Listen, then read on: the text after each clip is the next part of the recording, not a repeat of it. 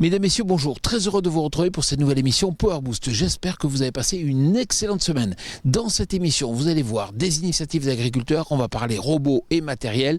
Top départ pour cette nouvelle émission Power Boost.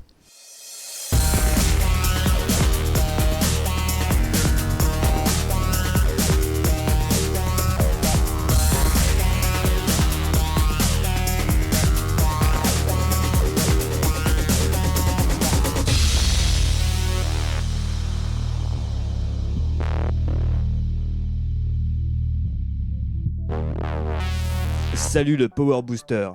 Au sommaire cette semaine, nous mettons le cap sur la Drôme à la rencontre de Léo Girard, éleveur, qui a monté le projet Dessine-moi une brebis.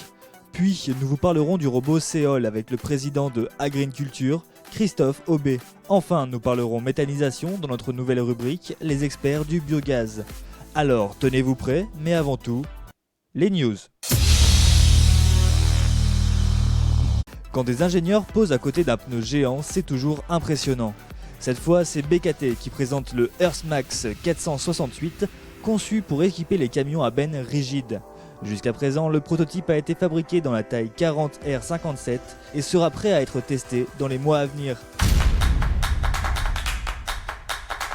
Cette semaine, je vous emmène dans la Drôme à la rencontre d'un jeune agriculteur. Vous allez voir, il est innovant et puis surtout, il fait attention à bien investir et ça marche plutôt bien pour lui.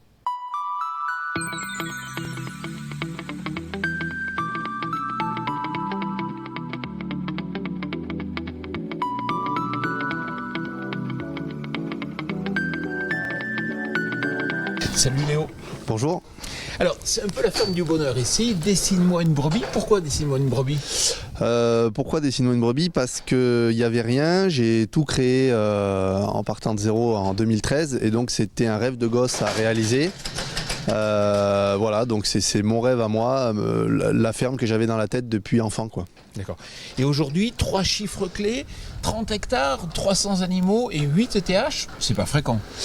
Non, tout à fait. On arrive donc à ce résultat-là grâce à une grosse diversification, une finition de notre produit, c'est-à-dire qu'on produit du lait et de la viande, bovine et de porc, et on va à chaque fois jusqu'au bout du principe en transformant sur la ferme et en vendant tous nos produits nous-mêmes.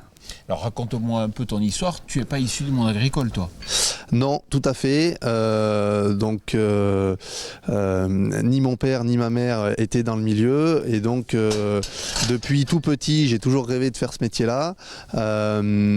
Forcément ça a imposé des choix au moment de mon installation. Accessibilité au foncier assez limitée, donc voilà, un des chiffres clés c'est 30 hectares, une petite structure, forcément une diversification et une valorisation à travers un produit transformé, le fromage et la viande, pour pouvoir vivre de mon métier, avec un souhait aussi de pouvoir m'arrêter et de ne pas être rattaché à ma ferme sans arrêt, d'avoir du temps pour ma famille, mes enfants, et donc ça passait aussi par de l'embauche parce que on a énormément d'astreintes sur une ferme comme celle-ci, l'élevage, la traite, la vente, les marchés. Donc aujourd'hui c'est des points que j'ai réussi à résoudre et puis à mettre en place à travers les activités qu'on a chez nous. Et ça marche ? Oui, tout à fait, ça fonctionne plutôt bien. Il faut rester vigilant à la direction de ses investissements, il faut rester vigilant aussi à la production et à la vente tous les mois, mais aujourd'hui économiquement c'est satisfaisant. Oui. Alors nouvelle étape avec la création d'une CUMA intégrale.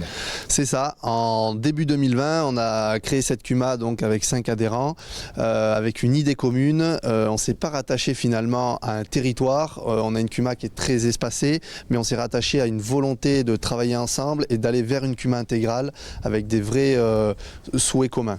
Alors, ça veut dire un rayon de combien de kilomètres ? Aujourd'hui on est sur un rayon de 80 km. Ah oui, donc le matériel il circule. Le matériel circule. Tout dernier point pour les jeunes qui nous écoutent, s'il faut leur donner un conseil, est-ce qu'aujourd'hui il faut être dans le tracteur pour réussir en agriculture ou plutôt devant sa feuille Excel ?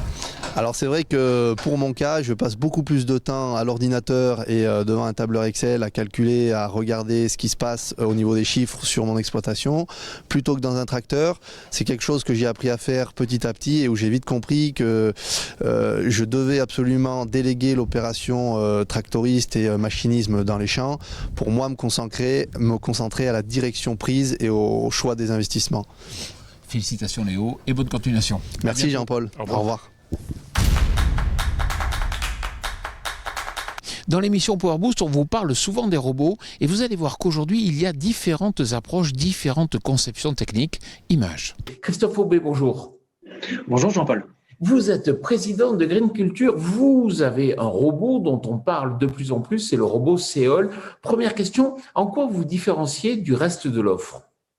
Alors, aujourd'hui, le robot Seol est assez différent de ce qui existe sur le marché, puisque c'est un robot chenillard, hybride, guidé par nos solutions de GPS, c'est-à-dire une solution qui est extrêmement fiable, avec un grand niveau de sécurité et avec une grande autonomie pour permettre à ce robot de pouvoir utiliser la majorité des outils qui existent sur le marché pour différentes cultures, aussi bien le maraîchage, la vigne et même l'arboriculture. Vous proposez une motorisation hybride. Ça, c'est vraiment différent des autres qui ont plutôt opté pour l'électrique. Alors, effectivement, la solution hybride est extrêmement clé pour nous puisque on avait deux impératifs imposés par les agriculteurs qui est une grande autonomie et une performance. Et sur ces éléments-là, on ne pouvait pas faire de concessions. Donc, on avait une solution si on voulait viser une certaine sobriété énergétique qui était la solution hybride. On le voit déjà très régulièrement dans les véhicules. Eh bien, nous avons fait que reproduire ça dans notre solution, dans notre robot Seol. Donnez-nous un peu des caractéristiques. On a un moteur thermique, une génératrice et des moteurs électriques dans les roues. Exactement. Alors, nous ne sommes pas dans des roues, mais sur des chenilles. Mais effectivement, nous avons un groupe électrogène, un moteur finalement thermique qui va délivrer une certaine puissance et un pack batterie qui va pouvoir compléter en fonction des besoins. Donc, finalement, notre solution permet d'avoir l'équivalent de 30 kW électriques, ce qui représente à peu près 40 chevaux, via effectivement ce petit pack batterie et ce groupe électrogène. Et donc, cet élément-là nous permet de réduire considérablement la consommation de diesel pour des opérations, puisque le pack batterie intervient très régulièrement quand les opérations sont plus difficiles pour les monter ou on peut même régénérer, donc récupérer l'énergie. Et concernant le réseau de distribution ? Alors, pour la distribution de nos propres robots, nous sommes associés à des structures coopératives comme LVVD ou Delta Sud pour déployer nos solutions, donc Seol, aussi bien dans la version viticole que dans la version maraîchage. Pour nos propres boîtiers qui permettent d'équiper des robots pour des partenaires industriels, nous sommes associés à des machinistes agricoles bien connus qui vont réfléchir au déploiement de leurs solutions, bien sûr, dans les prochaines années qui arrivent. Est-ce que vous pourriez nous indiquer le nombre de robots que vous avez aujourd'hui dans votre parc en fonctionnement ? Et puis, je crois savoir qu'en 2021, vous allez en lancer beaucoup. Voilà. Aujourd'hui, on a une quinzaine de robots qui sont exploités, majoritairement dans le domaine viticole et quelques-uns sur la partie maraîchage. Et on espère en avoir plus d'une quarantaine en exploitation en fin d'année 2021. Et donc, on commence à les déployer dès mars 2021, principalement entre Bordeaux et Toulouse. Je vous invite à découvrir Les Experts du Biogaz. C'est une nouvelle émission que nous avons lancée cette semaine sur notre chaîne YouTube. Pour ce premier épisode, direction Celles-sur-Belle, dans les Deux-Sèvres, où depuis septembre 2019, cette unité traite pas moins de 20 000 tonnes de matière par an pour réinjecter du gaz dans les réseaux de la ville. Une aventure collective qui a réuni les efforts de 14 exploitations et 2 négoces agricoles.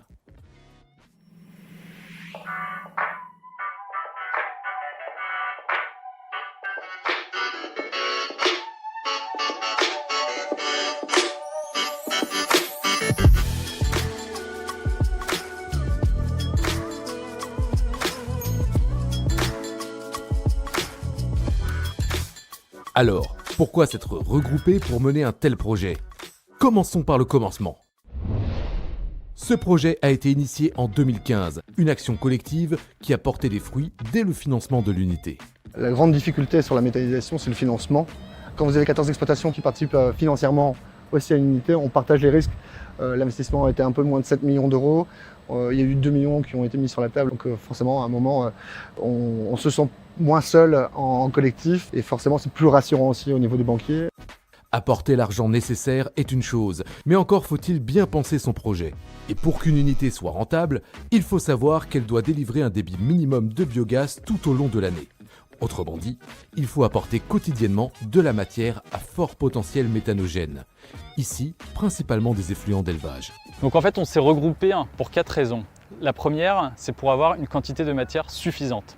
La deuxième, c'est pour que cette quantité de matière soit disponible tout le long de l'année en fonction du type d'exploitation.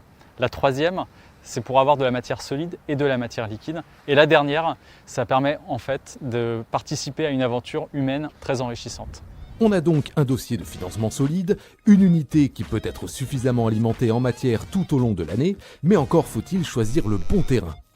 Il faut qu'il soit bien situé par rapport au réseau chaleur, par rapport aux odeurs aussi. Mais agir en collectif implique de prendre un autre paramètre en compte. Généralement, l'implantation du terrain incombe aussi que la distance moyenne entre les exploitations soit assez courte.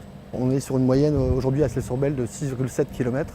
Et ce qui est essentiel, car le nerf de la guerre est bien le transport, qui coûte très cher. Aujourd'hui, l'unité réinjecte dans les réseaux de quoi alimenter 1000 foyers. Une vente de gaz dont l'ensemble des agriculteurs pourra profiter par des dividendes, en plus de bénéficier sur leur parcelle du digestat produit. Mais pour pérenniser l'unité, il faudra jouer sur une dernière clé, la faire évoluer et trouver d'autres débouchés.